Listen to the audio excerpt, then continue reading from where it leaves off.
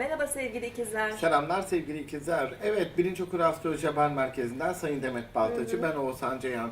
Evet, çok ilginç bir döneme giriyor ikizler Burcu. Evet. Ne dersin? Geziler, seyahatler, Geziler. yolculuklar var. Evet, Eğitimle ilgili güzel haberler var. Ne diyorsun? İkizler Burcu için iletişimin yoğun olacağı bir ay. Çünkü ay başında Kova Burcu yeni ayı ve 15 Şubat'ta Aslan Burcu Dolunay'ı İkizler Burcu'nun 3 ve 9. evlerini etkileyeceği için seyahat yapabilecekleri bir ayda var. Yakınlarıyla daha fazla irtibat kurabilecekleri bir dönemdeler. Tabii bu arada Merkür'ün retro olduğu bir aydayız. Buna da dikkat etmek gerekiyor. Uzun yıllar önce gitmiş oldukları bir yere gidebilirler. Evet. Uzun yıllar önce gördükleri ve tanıdıkları insanlarla yeniden karşılaşabilirler. Ama Merkür Retro olduğu zaman birkaç şeye dikkat etmemiz gerekiyor. Pasaportu kaybetmemek. Evet. Arabanın bakımını iyi yaptırmak. Elektronik iletişim cihazlarına dikkat etmek. Çünkü daha ziyade rezervasyona dikkat etmek gerekiyor. Kesinlikle, evet. Çünkü rezervasyonlarla ilgili sıkıntılar olabiliyor, bazı yanlışlıklar olabiliyor, hava alanı transferleriyle ilgili gerginlikler olabiliyor, otobüs bileti bulunamayabiliyor gibi etkilerin çok fazlasıyla olduğu bir dönemdir bu. Evet. Astrolojik olarak baktığımızda 30 Ocak Kova Burcu yeni ayı ile beraber ne yapıyor? Seyahat ediyor, yolculuğa giriyor. Fakat eğitimle ilgili konular da gündeme geliyor ve mesela önemli bir sınavı kazanabiliyor bir kısmı. Evet, sürpriz de olabilir bu. Sürpriz bir sınav kazanabiliyor, sürpriz bir davada sürpriz bir başarı kazanabiliyor, sürpriz bir hediye alabiliyor.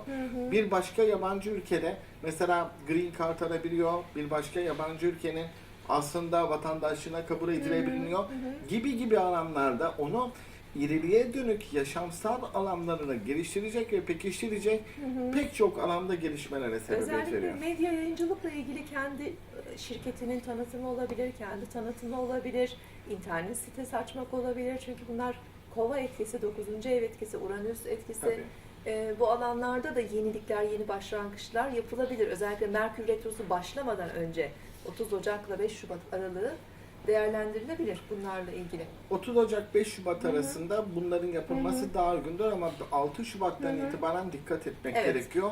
Mesela 10 Şubat günü gergin bir gün. Güneş ile Satürn'ün gökyüzünde problemi var.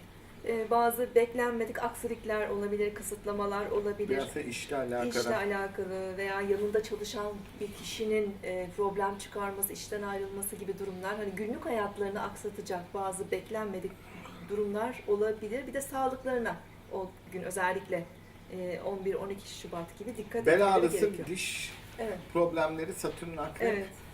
Bunlara sebebiyet verebiliyor, düşebiliyorlar, çarpabiliyorlar. Bunlar önemli ve küçük hırsızlıklara dikkat diyoruz 11 Şubat'ta. 15 Şubat'ta Aslan Burcu Dolunay ile ay daha da hızlanıyor. Ayın yaşamsal etkileri çok daha fazlasıyla güçleniyor, hız daha fazlasıyla artıyor, etki çok daha fazlasıyla artıyor.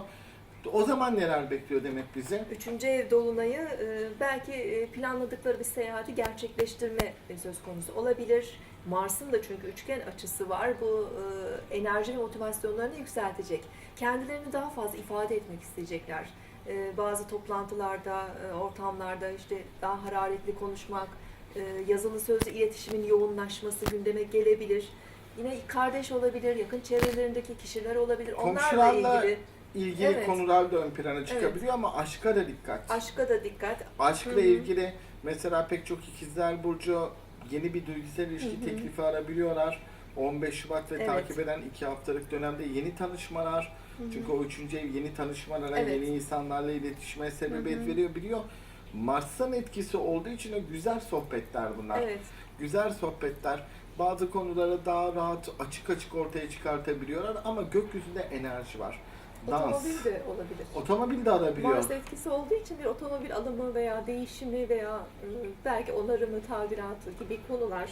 Mesela bir kısmı firmada bazıları terfi etmiş olabilir, firma araba vermiş olabilir gibi gezegen açıları var. Çünkü Merkür de ilk etapta retro Balık burcunda yarıda kalmış bir hediyeyi veriyor onlara dediğimiz bir nokta var. 18 Şubat'tan itibaren Merkür'ün Balık burcuna doğru Güneş'le beraber destek açısı ve Merkür'ün Kova burcundaki etkisiyle beraber iş ve kariyer daha gündeme geliyor.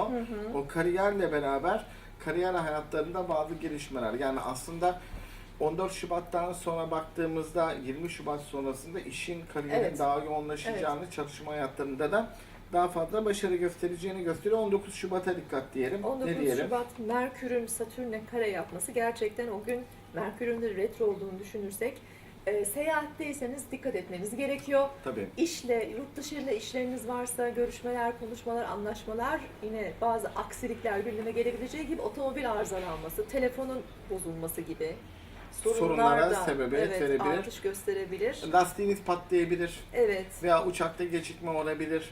Veya bir seyahatte istediğiniz sonucu. Yani seyahatteki küçük ofis elemanlarıyla tartışabilirsiniz mesela. Evet. Hosteste bir evet. gerginlik olabilir uçakta falan, girmeyin bunlara diyebiliriz. Evet sevgili ikizler, daha fazla ayrıntılı bilgi almak istiyorsanız aylık burçlarınızda öz burcunuzun yanında da yükselen burcunuzu okumanızı tavsiye ederiz. Bunun yanında Sayın Demet Baltacı ve Bilinç Okulu ekibinin yapmış olduğu haftalık burç yorumu ve günlük burç yorumu videolarında gün başınıza gelebilecek kavramlar ve olasılıklarla ilgili pek çok bilgi de alabilirsiniz. Mart ayında görüşmek üzere. Hoşça kalın. Saygılarımla.